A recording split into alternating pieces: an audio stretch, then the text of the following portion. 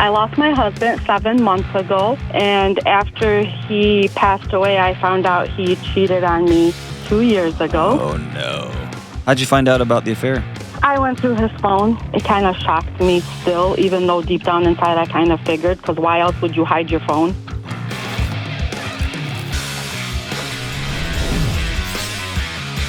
What up? What's going on? This is John with the Dr. John Delony Show. Man, I've been out on the road, and I'm so happy to be back here with you in the studio. It hasn't affected any of you listeners because the shows, we filmed a whole bunch ahead of time. But man, I am happy to be back here in the chair in the studio, taking your calls from all over the planet. Let's go out to Lincoln Park, Michigan, and talk to Sarah with an H. What's up, Sarah?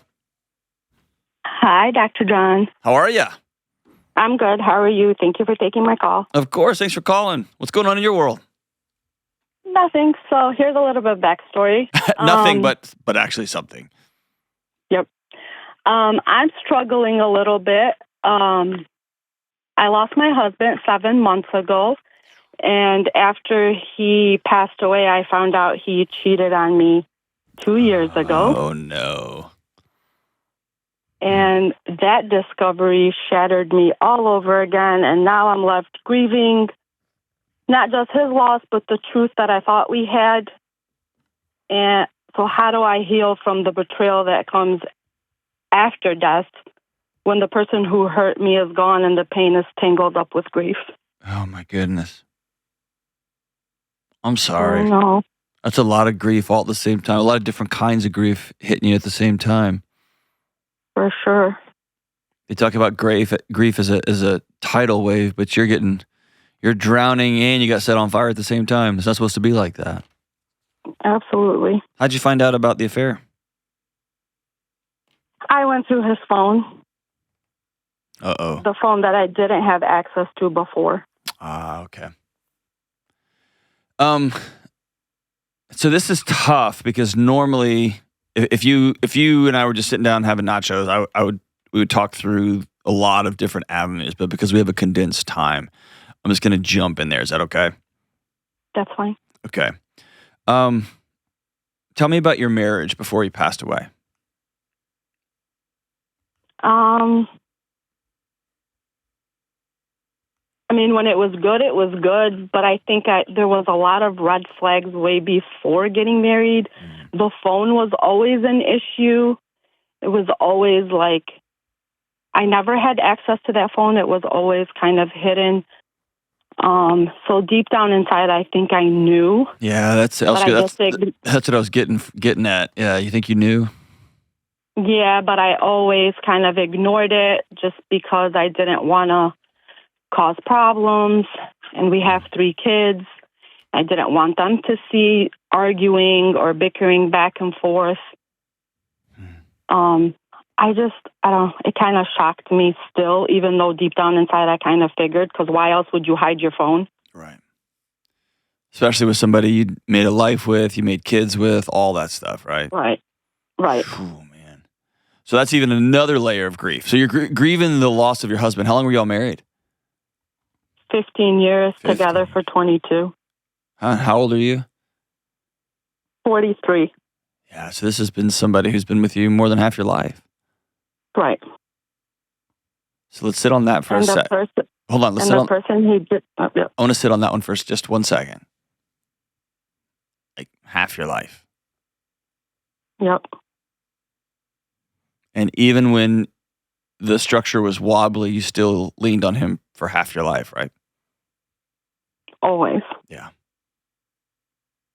So there's a reality to that even though we found some stuff out about him, he also provided some structure in my life for a long time. Even if it wasn't great structure, and in retrospect, I wish it had been a different structure, it was what it was, and we leaned on that for 20 years. So we're going to just exhale on that for a second. And then we're going to grieve the fact that we kind of knew and we didn't trust ourselves for 20 years. Yeah. And that's a grief in the mirror, right? Right. And then we're going to grieve the fact that this, I won't use a bunch of expletives because he's your deceased husband, but this guy, they cheated on me. Are you kidding me? After I sat with him, how did he pass away? He had cancer. Yeah, so I sat with him through cancer, held his hand as he left, and then I find that out, right? Right. And can I throw another grief in there? Now there's the grief that you're feeling about, I don't even know how to walk forward because I don't trust myself. I don't trust the person I spent half my life with. I thought I was protecting my kids, and actually I wasn't. Like all of that. Now you just don't even know what step to take.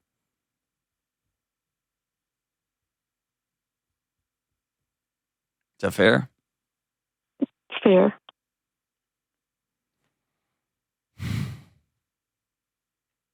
Tell me something you did right as he was his health was failing.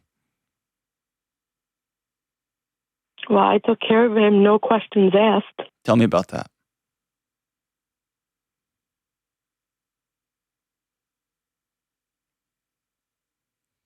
Anything he needed, I catered to his every need.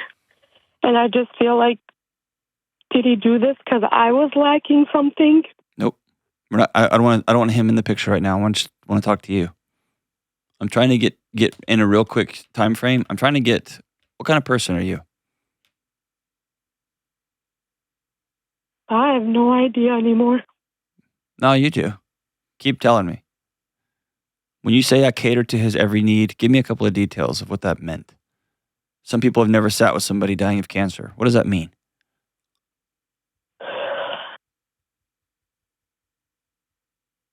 I honestly, I put myself on the back burner and took care of everybody. Okay. I don't even know who I am anymore. I've got a glimpse. You're a protector. We could debate whether you did it the right way or quote unquote the wrong way, but you're a mama who did whatever she had to do, including stuffing every feeling she had down to her toes in an effort to keep her family together and protect her kids, even though she had an inkling that something wasn't right. You're a saint because you walked with somebody dying of cancer. What kind of cancer did he have? Colon. Okay. So that meant you were dealing with colostomy bag, you were wiping your husband, you were doing all kinds of things, right? Right. Yeah. And if someone's never sat with somebody in colon cancer, it's a disease that takes your dignity too. And you waded right through that. Till the very end. Mm-hmm. And that also tells me you're strong. It was scary to pick up that phone, wasn't it? Because you didn't know what you were going to find.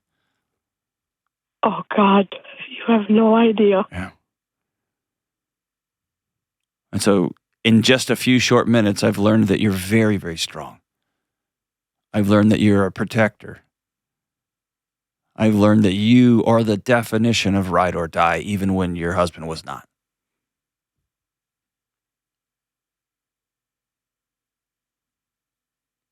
And that tells me you're somebody I'm glad is in my community, in my town, in my state, in my country. Thank you. No one's ever said that to me.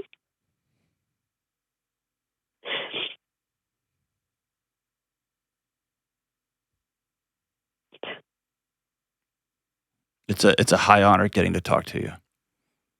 Thanks. And the scariest proposition for you is, are you going to let what you found in that phone change who you are? Because we find out who we are when the chips are down. Right? Right.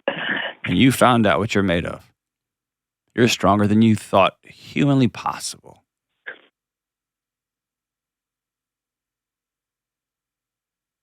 So the question is, because you were with somebody, and let's don't throw out the baby with the bathwater, he probably had some great traits, right? He did. Which is what makes this all so hard and confusing, right? Right. You get to pick the narrative moving forward about how you remember him. and you get to pick what happens next in your life. Here's what that means. You can choose to say he was a complete and utter SOB bastard that I wasted 20 years of my life with a scumbag. That can be your story, and there would be some truth to that. That can be the story you tell his kids, your kids. That could be the story you tell your community, your family. That can be true. The story you can choose to ruminate on and memorialize is, I spent 20 years with a guy who both took care of me, and that dude had a bunch of demons. Because here's the thing, neither of those stories will impact his actions or behaviors. It will only impact how you sleep and walk through the world.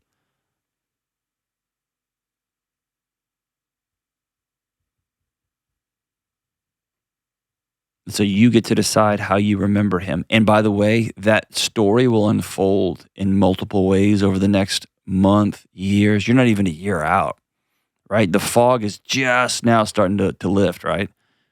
Right.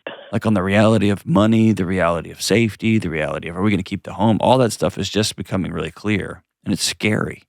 Because even though he was a cheating jerk, he also was consistent, right? Right. He's always just there. This isn't always helpful. Everybody gets to decide what story they want to tell about whatever situation. But what I've found in my personal life is when I keep ugly, negative stories circling about the past, they don't do anything to change the person I'm making the story about, but it makes it harder for me to get up and walk through my day.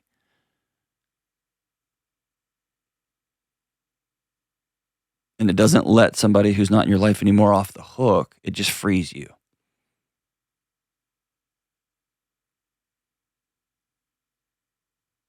And nothing can take away the hurt you feel right this second. Trying to run from it or hide from it or numb it. I mean, it will resurface somewhere in your life. You'll be angry. You'll snap at one of your kids, right? You'll feel it coming out all over the place. So the only thing you can do is honor it. Find a couple of your girlfriends that thought he was just the greatest guy in the world and tell them. Have that honest conversation. And be totally honest. Tell the ugly stuff and also tell the good stuff because it's all true.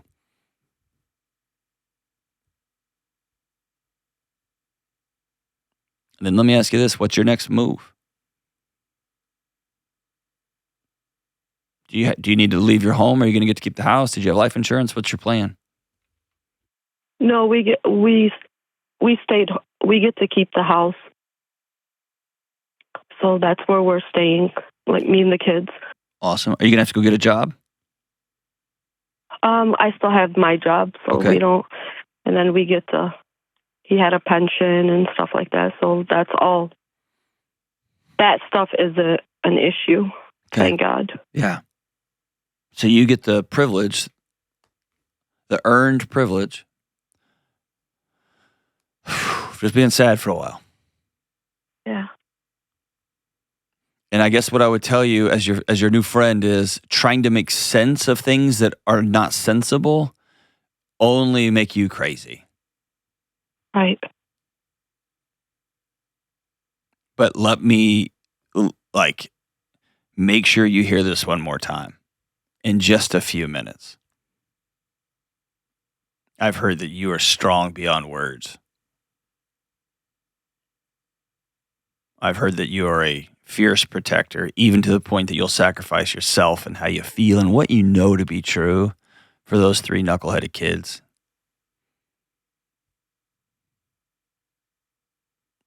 And you are as ride or die as ride or die is. Because you held the man's hand as he slowly withered away.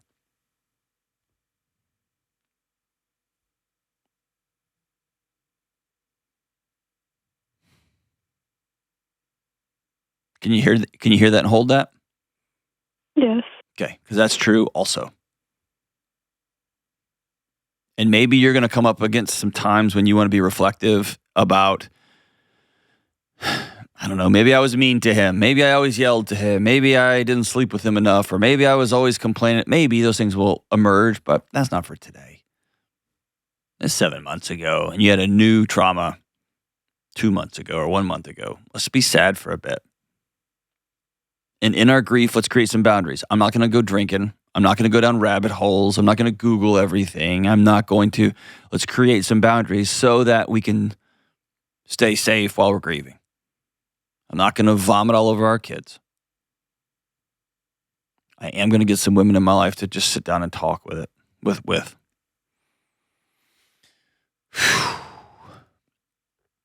I think you, quote unquote, move on. I don't know that you move on. I think you just continue to do the next right thing and grieve honestly with all of it. Here's my promise, Sarah. You call me anytime and I'll put you back on the show. You're in a long season now. A long season of wondering if every ailment you have is cancer, wondering if your kids are going to be okay. Like all that stuff is coming. But I think for today, let's just be sad. Thank you so much for the call, my sister. We come back, a man wants to make things right with his wife after he didn't tell the truth about his pornography use. Be right back. All right, let's talk about Delete Me. Does anyone else feel like our digital footprints are starting to feel more like digital trails, leading bad guys right to us wherever we happen to be? And now scammers are using phishing attacks with a PH, where they try to trick you into giving them something by pretending to know you. You get an email, a text, or a phone call, and the person or the AI bot on the other end sounds like someone who's trying to help you out. With the new technological advancements, no one is really safe. What is any of us to do? First, we're going to start controlling what we can control. We're going to learn about how to be careful online and offline, and we're going to sign up with Delete Me. I use and recommend Delete Me because they work in the background to reduce my online presence. That way, I don't have to worry about creepy data brokers having my data. They've reviewed over tens of thousands of sites for me, and they've removed my data from hundreds of them, which has saved me countless hours and a ton of stress. Stop the phishing attacks, stop the harassment, and stop the other online threats before they even start, and take control of your digital privacy with Delete Me.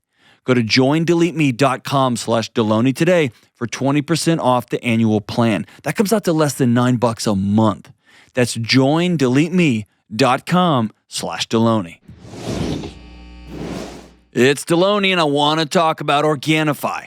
I talk to people every day who are stressed out, anxious, not sleeping well, no friends in sight, and just generally mad at everything. And most of us are trying to fix all of our distress with comfort food or caffeine or scented candles or all of it at the same time. Can we all just agree? Probably this isn't working. That's where Organifi comes in. Organifi's superfood products are made to help you feel better, more energy, less stress, better sleep, and they do all of this by giving your body what it needs without all the garbage and artificial nonsense. Case in point, I love my Happy Drops. They're little gummies made with all natural ingredients that have a positive effect on mood and emotional well-being. They're loaded with saffron, which helps your brain use your natural serotonin, one of your happy chemicals. In fact, there are clinical studies showing that people who take saffron have improved social relationships, and other studies showing saffron can actually help lift your mood. Organifi also has green juice and red juice blends that you just mix with water, and then you're ready to rock and roll. And hey, I could talk about ingredients and clinical studies and all that, but here's the best endorsement I can give. I use Organifi every single day. My son uses Organifi every day. I travel with it. I take it at home. And you should give Organifi a try too. Go to Organifi.com/Delony and use code Delony to save 20% off your entire order. That's 20% off everything with code Delony at Organifi.com/Delony. All right, let's go to Jackson, Mississippi and talk to Dot backwards. What's up, Todd? Hey, John, how's it going? I'm a huge fan of the show. It's a great honor to talk to you and fellow metalhead. Shout out. Yeah. Well, appreciate it, dude. It's good to talk to you, man. What's up? Hey, I hear a lot of wives calling in about, their husbands with this issue, so I'm calling to tell them myself, because I do love my wife and my family, and I'll do anything for them. So a little background: over the past year, my wife has kind of found things on my phone that she's not a big fan of, three separate occasions to be specific. First one, she's kind of said, "Hey, we're all about to have our third kid in what did she find? Summer." Just pornography. It's not. No, I've never paid for it. It's never been OnlyFans. I've never been unfaithful. But just a little background. My wife has been pregnant for 3 consecutive years, and our intimacy has gone down, of course. And I don't blame her or resent her for that. But I just have to sometimes take things elsewhere. And she, second and third time she's found it, has not been a big fan of it. And this last third time, she said, you need to get this under wraps, or it's gonna be some issues. And the last time she found it, I tried to say, oh, well, that's old, and she called me out on it, claiming that it wasn't, and she knew that it wasn't. And my wife is a very, very bright, very wise woman. She calls me out on my vices. I'm 135 days sober, thanks to her. Congratulations. And this is another thing that I want to tackle, and I need to tackle, and I know I need to, but I can't seem to. This one's harder. What was your vice before? Alcohol. Okay. This one's harder than alcohol. I've heard that. Because I mean, just when it comes with availability. Like, you can't just waltz into work in most workplaces with a 30-pack, right? Sure. And you can waltz into work with your phone. Yes. Right? Yeah. And you don't just like hop into your bathroom in the evening after everybody's asleep with a 30-pack. You can, and people do, right? But it's easier just to pull out your phone. Sure. So going from alcohol, which I'm real proud of you, dude. Congratulations on that. Thank and you. Going to this challenge, beneath those, where did this story come from that you don't like yourself? That what you want or need is not a story that's allowed to be told? I'm not sure I follow you on that, Dr. John. Who did you have to sing and dance for growing up? Oh, yeah, my mom. We talk about that a lot. Me and you haven't talked about it. Tell me about it. I guess I was just always afraid to tell the truth to my mom in fear of getting in trouble. And what did in trouble mean? Just groundings and things of that nature. No physical beatings or anything. Oh, so she didn't hit you, but she weaponized her love. If you do this, you can't be in my presence. Sure. Get out.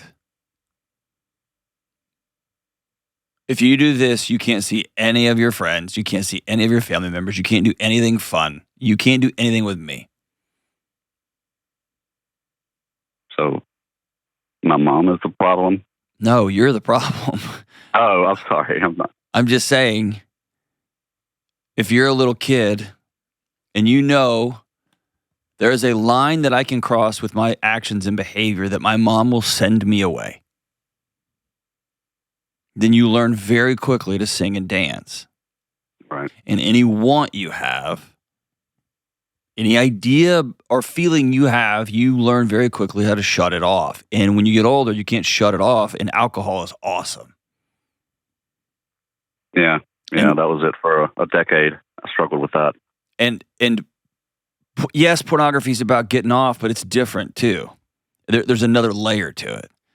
It's that sense of I'm in a relationship with myself and I'm in a relationship with my partner where there's no life here. And I can pull out my phone and take a quick exit ramp and my heart rate gets up. And I see something crazy. I get to pseudo experience something crazy without any of the responsibilities of engaging with somebody else. Sure. And so I guess what I would call you on is, having 3 kids in 3 years, it's gonna mess up frequency. It's gonna mess up, I don't want to say exotic, but like whatever weird, fun, playful, exciting, whatever things you want to call it. And I don't mean weird and like, oh, that's weird, but like weird, like an awesome. Yes, it's harder to do that when your wife's pregnant. Yeah. And it's not an excuse to not come down to the table and say, hey, we're entering into a new season. What does feeling alive look like in this new season? Mm-hmm.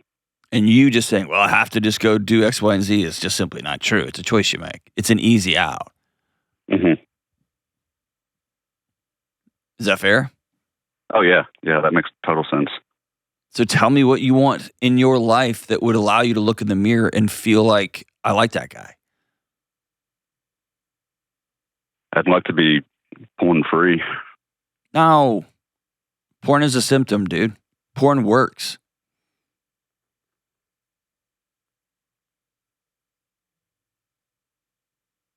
You don't hear what I'm saying? You don't like Todd. Why? Yeah. Why? I think it really boils down to my lack of self-control over some things. But what does a lack of self-control get you? Because I don't believe that. Because you don't look at porn at work in front of your boss. And you don't look at porn at church. And you don't look at porn when you're at your mom's house. So you can control it in the right environment. Okay. And so when you're by yourself, or when you are in quote unquote your house, or when you are stuck in a marriage or a relationship where there's no life left in it, what would you like to be true?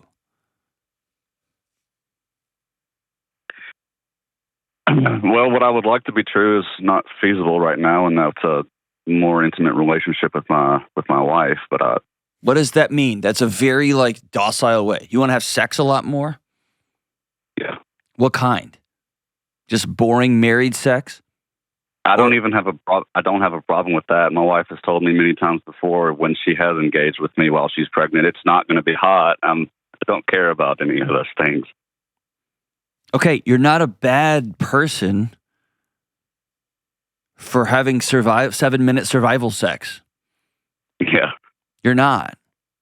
It's not hot, and it's not, I'm sure there's some weird dark web movies about it, but there's not the kind you make movies about. It's the kind you just laugh and stumble through, right? Which we've done many times. Okay. So underneath that, what's the thing?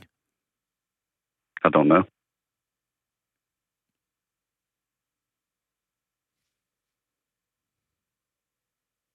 Can I take a guess? Sure.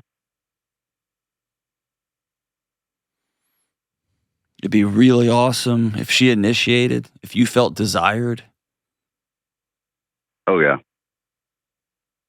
That getting off may be even secondary to, I want you. Yeah. Yeah, that's a lot of it. And it sounds like your wife is down. If you're like, hey, dude, she got 7 minutes, and she's like, yeah, let me get the spit up off my shirt, and I'm in.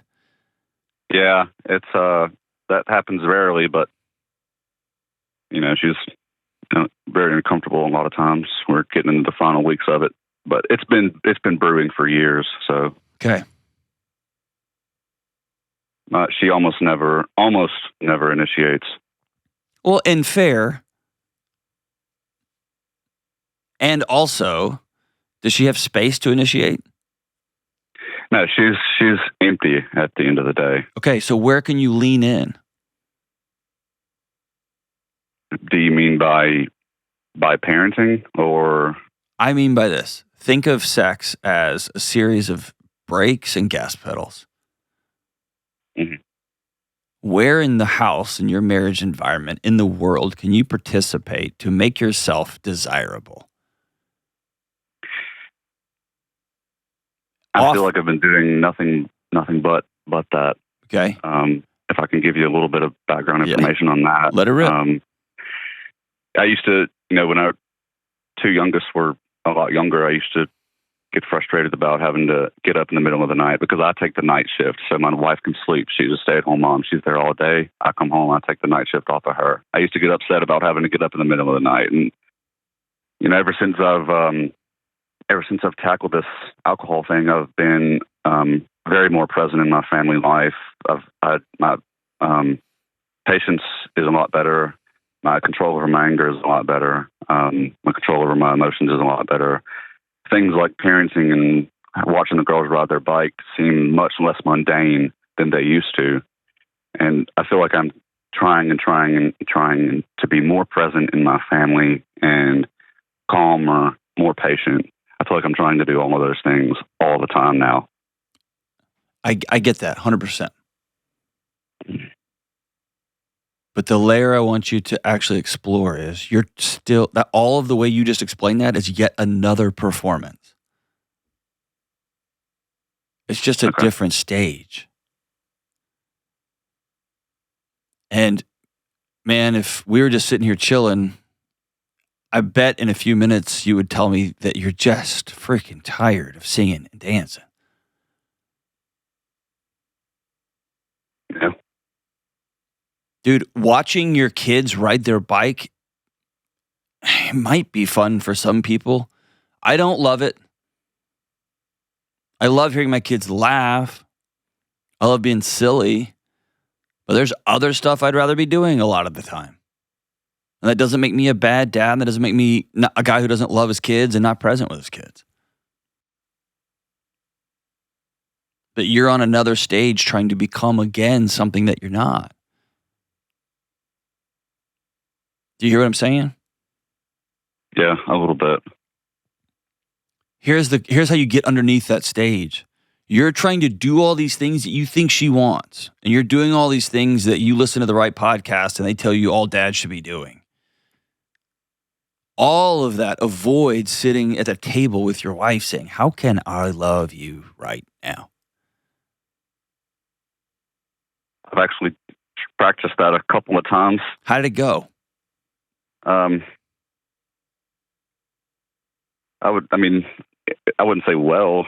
A lot of times she'll get I'll come in from work and she'll be absolutely overwhelmed with the kids. And the first thing I'll say is, how can I help you right now? How can I, what can I do to help you? And she'll just be so overwhelmed that she can't even get what she needs out. Okay. So let's have the conversation when we're not in an overwhelmed state. If you listen to my show for more than a week, you've probably heard me tell somebody to go to breakfast on a Saturday morning. Yeah. And right this second, by the way, when she's about to have baby number 3, is not everyone's overwhelmed all the time, especially her. Yeah, she is. But when you bust in from the office and she's got one kid, she's about to have another kid, there's a kid setting something on fire, and you're like, all right, you tell me what to do. I get that sense of, will you just look around, do something, right? I do. I know you do. I'm not hating on you. But there's something really powerful and freeing, and if you go to AA, you learned this, of saying, I walk into this situation, and I want to do the next right thing, and I don't know what to do. And when I ask you, I understand that that's frustrating, and then I get a lot of shame that I don't even know how to make my wife feel less overwhelmed when she's holding 2 kids about to give birth to a third. Mm-hmm. I feel powerless. Yeah. Or here's the other word. I feel unuseful. I feel undesirable. And then I want to check in with you. And the only way I know to feel desirable is you to say, I want to have sex with you. And I'm not going to do that to you. I want to be a good dad. I want to be a good partner. So I'm not going to do that. I'm going to work all day and I'm going to stay up all night, which is equally as unsustainable for you as it is for her. And then I'm just going to go jerk off in the bathroom because it's just easier for everybody. And then here comes your mother's voice again. How dare you, XYZ? See what I'm saying? The whole loop starts over again. Yeah, that's pretty accurate. And until you get underneath the shame part of this, which is, I don't know how to make my house feel peaceful. Yes. And you have to have a partner who will say, I'm not going to condemn you for not having a skill set. I will teach you. I'll walk with you. And you have to be a modern male and not be like, you can't disrespect. Thank God. Tell me. Just tell me, please. To be real direct, my wife gave me a list of questions to not ask when she was having our second kid in the hospital. That was the greatest gift. Because in my trying to love her and help, I make everything more tense. And if she won't give you that, then you have deeper challenges in your marriage. Okay. Because I was going to say, a lot of times on Saturday mornings, we will have, like, let's say my mom watched the kids the night before, we will be able to have coffee at our table and just, talk. And even in situations like that, I've asked the question of, how can I make your life easier? What can I do to help? And it's hard for her to give it to me, and I don't know why. Ask a different question. Because what you're doing when you do that is you're making the chaos of the house yet even more her responsibility. Now she's got to take care of you too. So I'm just supposed to know. No, it's a different question. Will you teach me? Okay. How to do the dishes? Will you teach me the best way I can do X, Y, and Z with a diaper? And now what you're doing is saying, I don't need you to solve yet another problem for me. I need you to share your expertise with me so I can get on with it. You see what a huge shift that is? I do. Yeah. But that's you being humble. That's not you saying, all right, solve my problem too. It is teach me a few skills so that I can begin to feel a little more in my skin. And dude, I guess when it comes to pornography, you get to decide, man. Hope that helps, man. There's layers to it. There's layers to it, my brother. And I think you're on the right path. And I think you're a good guy. I really do. I think you're a good guy. I think you're trying to solve this with more tasks and more actions. I want you to get to the deeper layer, which is, my God, I feel helpless in my own house. Let's deal with that one. When we come back, a man wonders if his ex-wife is keeping him from moving on. All right, it's time to talk about Helix. Summer is here. Sun's up earlier, school's out, so the kids are going bananas. And if you're like me, your daily routine has exploded. And when that happens, what's the first thing that tanks? Sleep. So I'm going to be real with you. When I'm not sleeping well, I'm short with my wife, I'm grumpy with my kids, and at work, everything feels harder than it should. Sleep isn't just about closing your eyes and resting.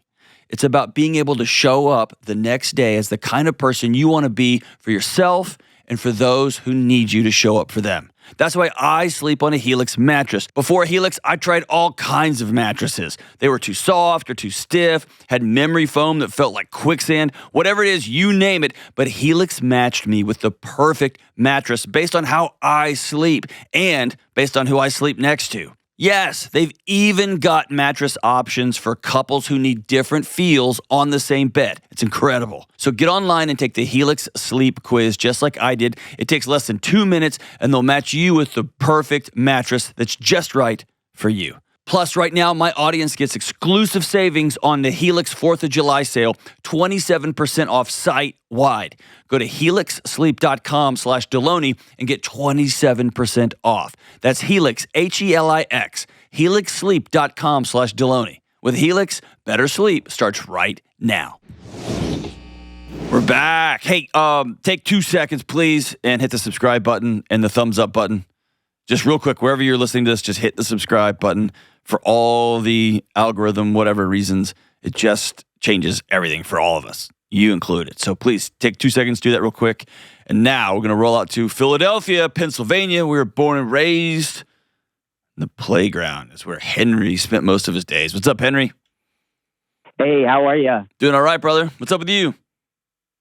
I'm great. I'm doing well. Thanks for letting me chat with you here. You got it, man. What's up? Yeah, you kind of summed up a bit, I guess, the question, but backstory a little.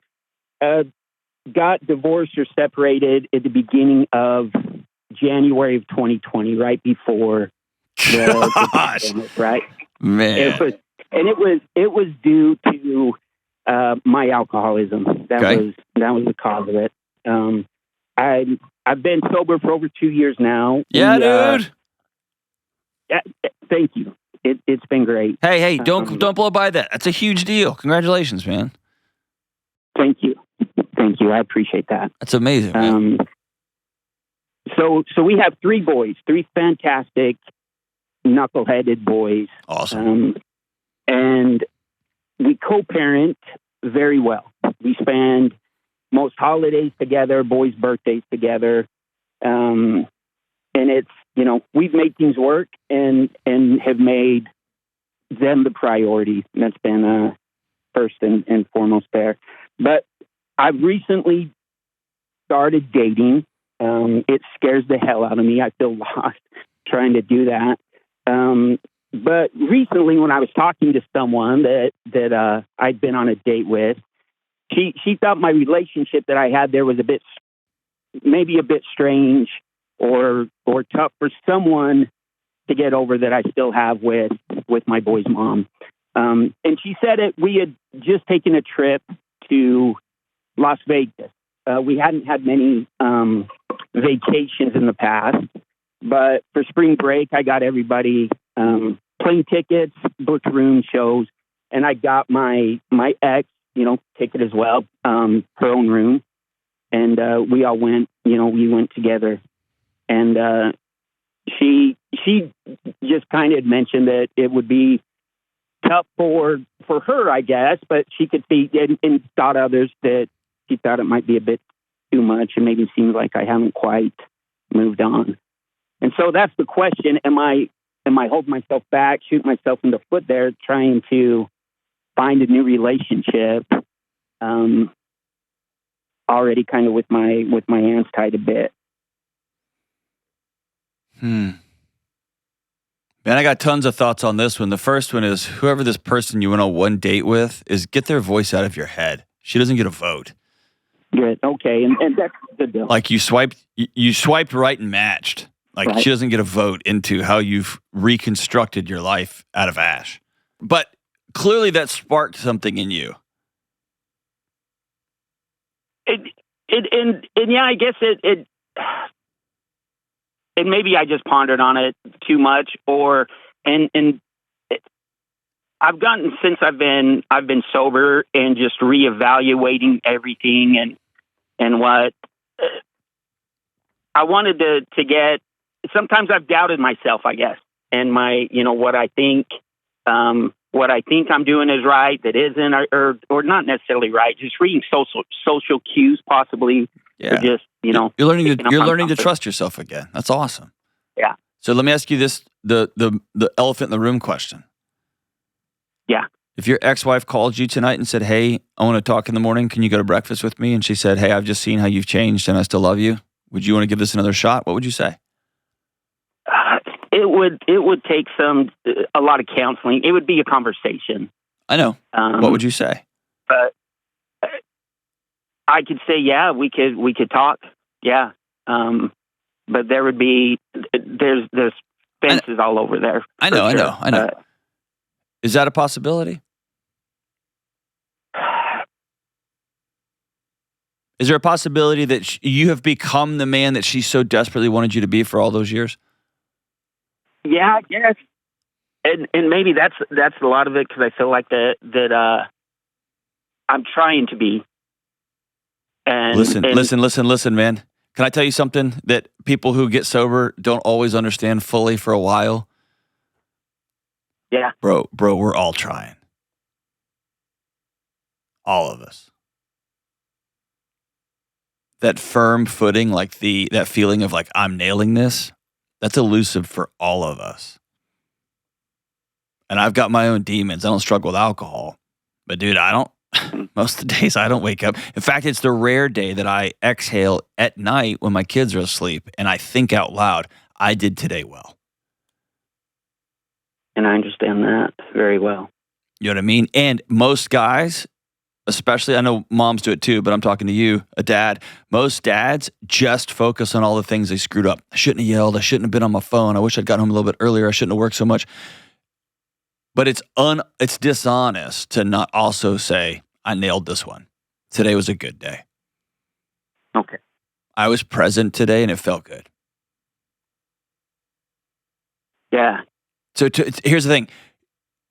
Anybody you date, let's say if you've come up with a parenting arrangement and a co-parenting arrangement and you've got a friendship with your ex that is harmonious and you both are each other's cheerleaders, because you will always be bound together because you made three humans together.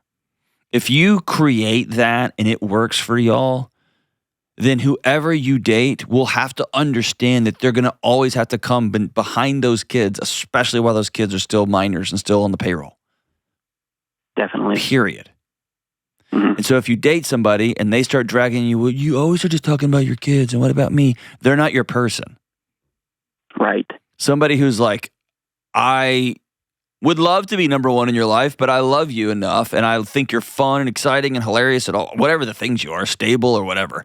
And I know eyes wide open what I'm getting into because you have already built a life with somebody.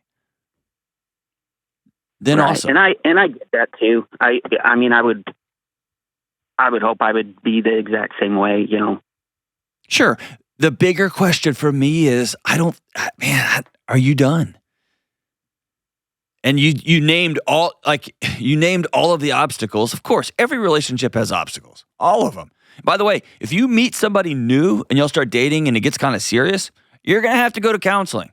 Y'all are going to have to figure out how to navigate this.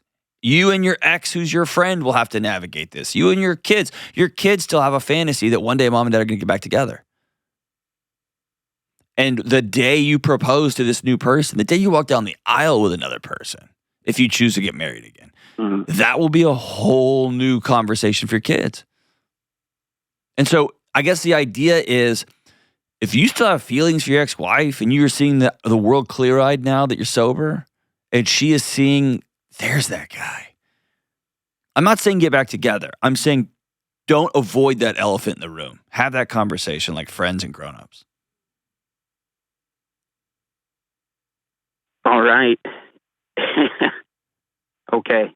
And if you still have feelings for her, you have a choice. You can continue to play like you don't, but you kind of do. Meaning, I just booked us a family vacation. By the way, did you ever book a family vacation before y'all got divorced? Not like that. No. It was always a family reunion here or there. It was never like that. Or your wife set it all up? Mm-hmm. Yeah. Right. Did you ever just come out and pay for everything? Well, before, yeah. I mean, but yes. Okay, so you did do that. Yeah. So here's what I'm getting at. Your wife may have your ex may have been like, oh my gosh, there he is. This guy just planned us a family vacation.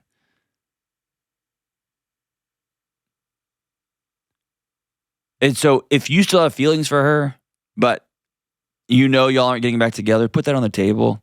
Hey, I brought us out here to Vegas. I basically booked a family trip.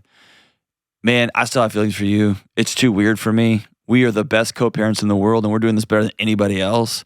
I can't do vacations anymore. Romantically, it's hard for me. Or if you know she still has feelings for you, it's something y'all got to put that on the table. Mm-hmm. All right. But if y'all have that solved, man, knock your lights out. And the person you date is going to have to know what they're dating into, especially if you tell the truth. Cool. What are you going to do, man? Yeah, that you got me all cliffhangered.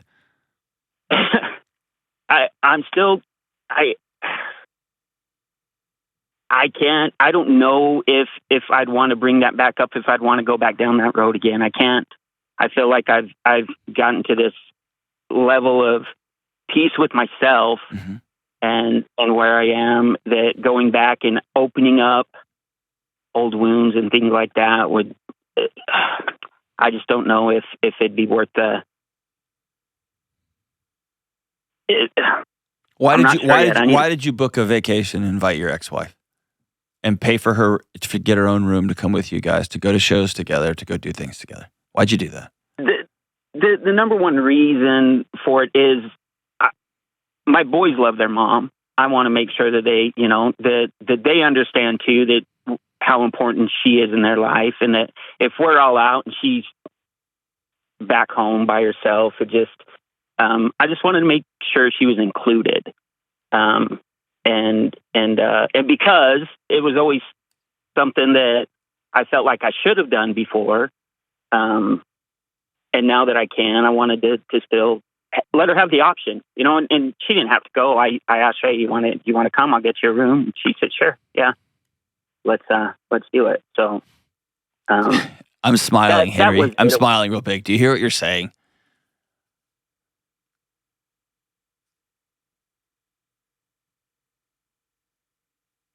Maybe I'm that clueless. I'm not sure.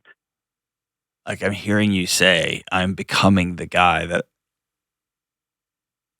Okay. I always wanted to be for her. Yeah. And so now I'm going to do things so I can show her I'm that guy now. And yes, of course, your kids want to be included, but your kids are kind of the excuse. Okay. I haven't thought of it that way. Did you have fun hanging out with her in Vegas? Yeah. Yeah, we did. Did y'all laugh? We did. We had a great time. Mm-hmm. Did you hold hands? No. No, we didn't. Okay. You just said that all sad. Did you want to? No, not really. Okay. Not really. Did you sneak into her room? No. Good. No. Just kidding. I don't. I did. So here's the thing. I want you to get, and let me back all the way out because, man, the YouTube comments are going to be ugly to me on this one. I want you to back all the way out, and here's why I'm pushing on you. I want you to be certain about your particular heart towards this woman. And if you don't want to get back together with her, but you want to still prove something to her or prove something to yourself, then don't use her to do that. All right, that helps. If you want to prove something to yourself about the kind of guy you think you are now that you weren't back then, don't use your kids to do that, man, because it can be confusing for them. Wow, okay, that helps. If I really like spending time with her, and it's going to be a minefield. Yeah, and I'm not sure that I do there. That's great, great. And I just want you to become clear so that when some swipe right says, I don't think, then you can be like, whoa, chill. There's no romantic feelings here. She will always be in my life because we made 3 amazing kids together, and she's a close friend of mine. And if that's too much for you, great. I understand that. That's a lot. And as the great philosopher once said, bye, Felicia. There you go. That works. Is that fair? It is. You're the man. Is. I appreciated that. Helped a lot. You're the man. Hey, let me know how it goes. And dude, I'm such a sucker romantic, and that's what makes me not good at this job because I get so blinded by it. But if you do ask her on a date, please call me and let me know. I'll just be wondering. Cool? Fair enough. All right, will do. Thanks for the call, my brother. Appreciate you a lot, dude. Appreciate you.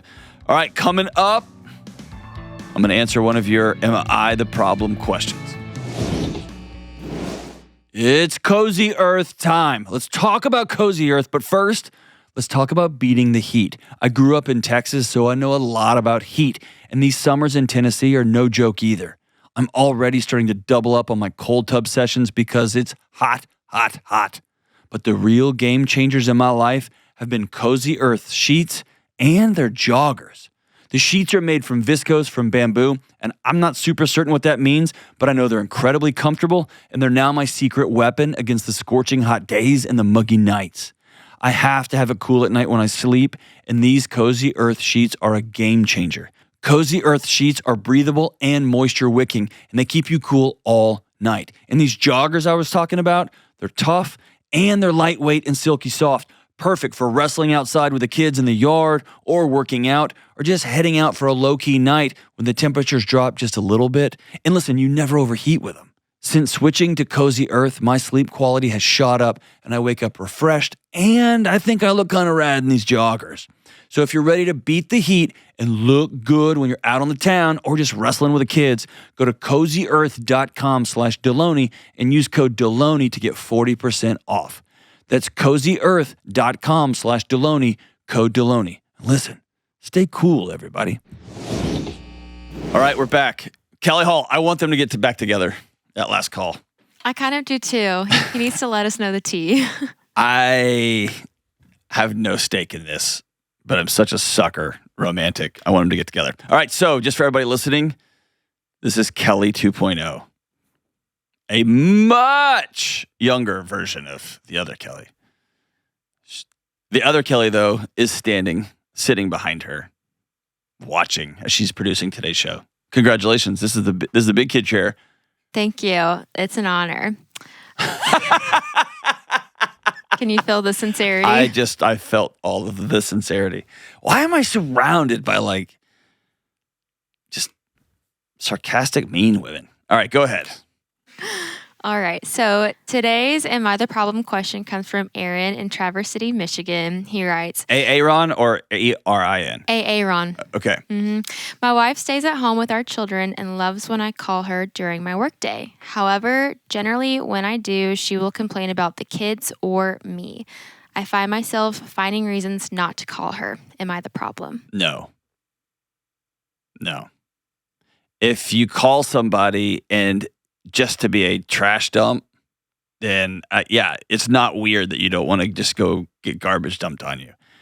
And so if your wife likes talking to you during the day, or if your husband likes talking to you during the day just to hear from you, just like a touchstone, like, okay, we're still together. I like hearing your voice. You have a funny joke. Awesome. If I just want to call you in the middle of the day so you can know how crappy my life is right now, and I hope you're having fun at work, then yeah, nobody wants to engage in that. And so I think the bigger challenge is I love talking to you, and here's the nature of our conversations. And that's the harder conversation. But no, I wouldn't want to call anybody, much less my wife, just to hear how bad I am, right? I wouldn't want to call my boss if every time, I don't like calling Kelly because every time, I'm just kidding, she doesn't, but like, I don't want to call somebody and just hear how terrible I am. Like, that doesn't make me excited for that call. And if you're excited to talk to me just so you can tell me how crappy I am, I don't like that. That just doesn't, I don't know, feel right. What do you think? You're a newlywed. What do you think?